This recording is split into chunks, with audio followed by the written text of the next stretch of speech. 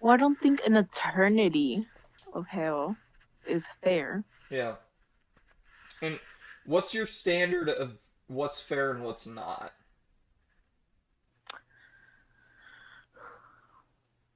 Maybe for how much you've done Mm-hmm.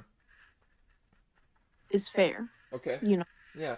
But remember, it goes back to this that God created the universe, therefore he But can set his own rules for his own universe, right? So he can set those rules, and even if we don't agree with those, unfortunately it doesn't matter because he created us. Who are we to question the God that created you and I, right? So yeah, oftentimes I think that people go like this and say, God, in order for me to believe in you, I need you to fit inside this box.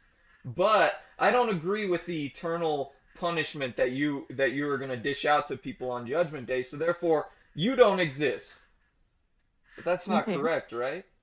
Because just because he doesn't mold to our image doesn't mean anything. We are supposed to mold to his image because he created us, right? That just makes the most logical sense. Would you agree? So what you're saying is if we're supposed to fit into one another, not person, but divine standards just because he created us? Yes.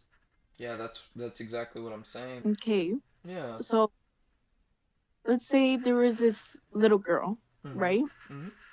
This little girl, ever since she was born, she was poor.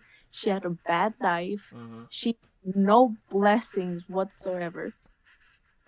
And since the day she was born, since she was 15, she got raped. She got like she got some prostitute and everything, Mhm. right? Yeah. Mm, At imaginable. Mhm. Would you say she would be great for God? So, does that person, let me ask you, I'm going to flip the question on you. Does that person still have purpose even though all those bad things happened to her? No, She doesn't have purpose? no, because what purpose would she give if she doesn't know anything Yeah, else? let me answer your question. God offers us eternal life for those who believe in his son Jesus who died for us. Is that a blessing or is it not? Yes. Yeah. So I think oftentimes when we're in those storms, because I've had a lot of bad things happen to me as well, but I think oftentimes when we're in those storms, we forget to count the blessings that truly matter, right? So yeah, bad things happen to us, and that's part of a fallen world that we live in.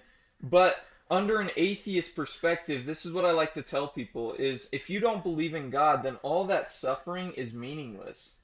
So if you don't believe in God, there's no reason for the suffering. It doesn't matter. You're a cosmic accident that is here for no purpose. But to me, if I were to talk to that young girl that is being had all those terrible things happen to her, I would still say you have purpose to be here. You are loved by God.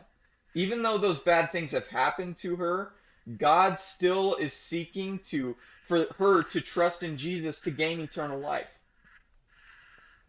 But from an atheist perspective, just like you said that girl didn't have any purpose, and I don't think you truly mean that. I think that you know that she has purpose, and I think that you would never tell somebody that's going through a hardship that like, "Oh, you don't have any purpose," cuz we all know that we all have purpose here.